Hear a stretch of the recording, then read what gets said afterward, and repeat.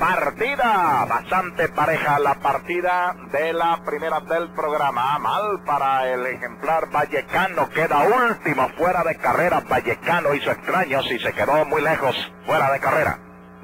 A tomar la delantera sale por el lado interior el número 3, Don Roller. Don Roller se va a la punta, atacando viene para el segundo lugar el ejemplar Jungle Cat con Ecran.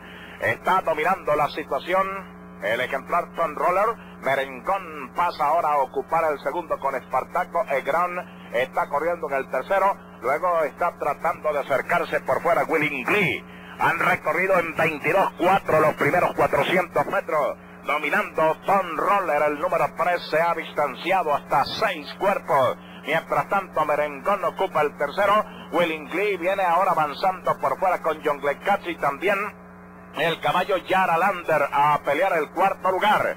Cuando vienen a la última curva, está dominando la situación Don Roller. Merengón por fuera continúa ocupando el segundo lugar. Don Roller en la delantera, Merengón ataca por el centro y avanza igualmente Jungle Cat con Willing Glee para el segundo lugar. Cuando faltan 200 metros, ahora Merengón se lanza por fuera. Merengón a la carga contra el puntero Don Roller. En el tercero Willing Glee. Merengón atacando por fuera. Merengón emparejando con Don Roller. Pasó Merengón. Va a ganar Merengón. Ganó Merengón.